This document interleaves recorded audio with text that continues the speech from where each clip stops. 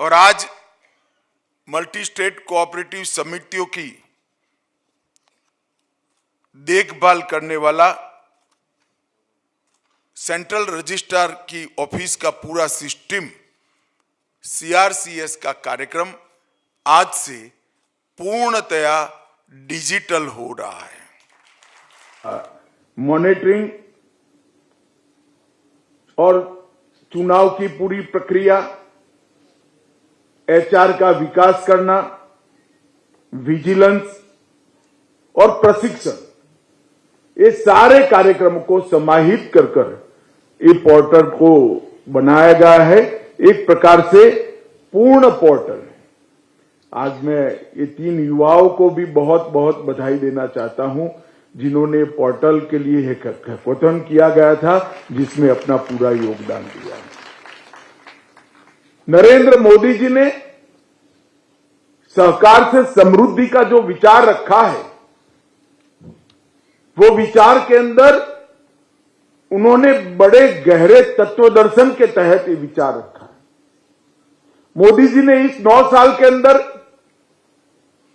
देश के 60 करोड़ गरीबों को अपने पूरे जीवन के करने के काम 9 साल में समाप्त कर दिए।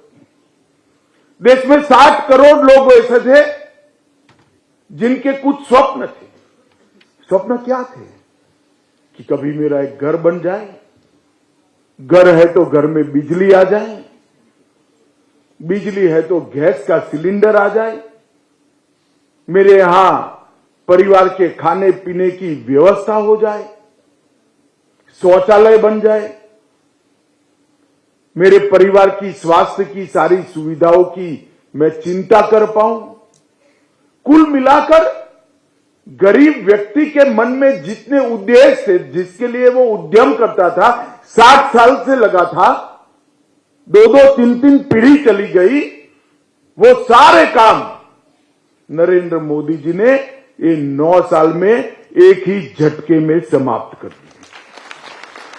उसको घर देने का काम कर दिया, घर के अंदर शुद्ध पीने का पानी पहुंचा दिया, उसके घर में गैस का सिलेंडर पहुंचा दिया, शौचालय पहुंचा दिया, 5 लाख तक का स्वास्थ्य का पूरा खर्चा उठा लिया और प्रति व्यक्ति प्रति माह 5 किलो अनाज भी फ्री देने का काम नरेंद्र मोदी जी ने कर दिया और बिजली भी दे दी।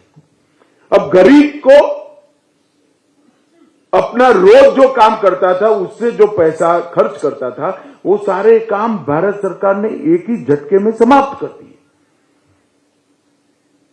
ये गरीब व्यक्ति जो 60 करोड़ गरीब थे देश के, वो देश के अर्थतंत्र के साथ नहीं जुड़े थे। इसके पास बैंक अकाउंट भी नहीं था, उसको बैंक अकाउंट देने का काम भी पूरा कर दिया और उसके पूरी गाढ़ी कमाई अपने परिवार की ये प्राथमिक चिंताओं करने में समाप्त होती थी।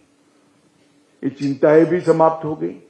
तब उसको स्वप्न आता है कि मैं भी कुछ कमाऊं, मेरे घर में भी एक अच्छा टीवी हो, मिक्सचर आ जाए, कूलर आ जाए, मेरे घर में व्यवस्था हो जाए, मेरे बच्चे मेडिकल, इंजीनियरिंग, IAS बने, IPS बने।